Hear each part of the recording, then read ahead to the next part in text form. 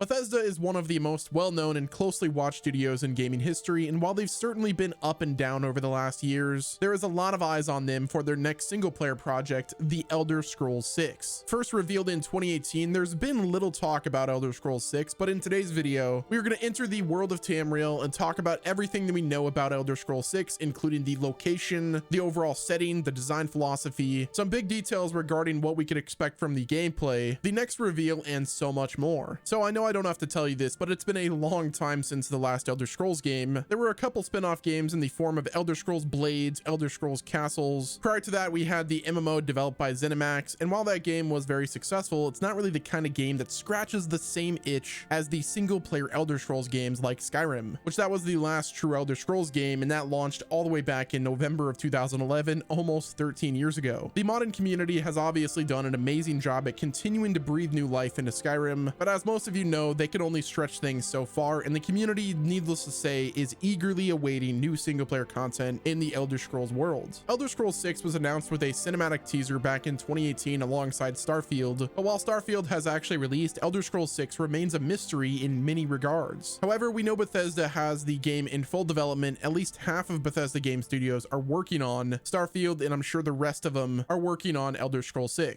Now, the thing that I think a lot of you guys want to know is, where is Elder Scrolls VI going to take place in the universe? Well, if you take a look back on December 31st of 2020, Bethesda actually gave us a little teaser, but the community is still doing their best to kind of decipher what it meant. They tweeted out a map of the province of Skyrim with the caption, "Transcribe the past and map the future," which seemingly was suggesting that Elder Scrolls VI setting was going to be somewhere on that map. But a key aspect of the post was the fact that there were 3 candles shining on the map, which many took that as confirmation that it was in reference to Hammerfell, which is right next to one of the candles, and it lines up with what we saw in the brief cinematic teaser all those years ago. Hammerfell is the home of the Red Guards, and from what we know about the geography of that region, it seems to match up with what the cinematic trailer showed. So at this very moment, we can expect it to take place in Hammerfell. Obviously, things could change though, as this game has been in development and pre-production for quite a while. Now, one of the aspects that I think that Elder Scrolls VI needs to really focus on is more RPG elements than what's been in the last few Bethesda games. Fallout 4 and Fallout 76 were heavily criticized for streamlining or just flat out removing many of the RPG elements that were in Fallout 3 and New Vegas. Starfield somewhat got things back on track, but it still left a lot to be desired. The RPG mechanics in Starfield were certainly moving things in the right way, especially whenever you compare it to other Bethesda games that they've made, but it didn't come close to matching what was possible in the older experiences, so I'm hoping Elder Scrolls VI is a bit more in line with the classical RPG approach. If they want Elder Scrolls VI to be successful and replayable, they really have to take a page out of what they've done in the past, or maybe borrow some Obsidian Entertainment developers to kind of get things back on track with Elder Scrolls VI.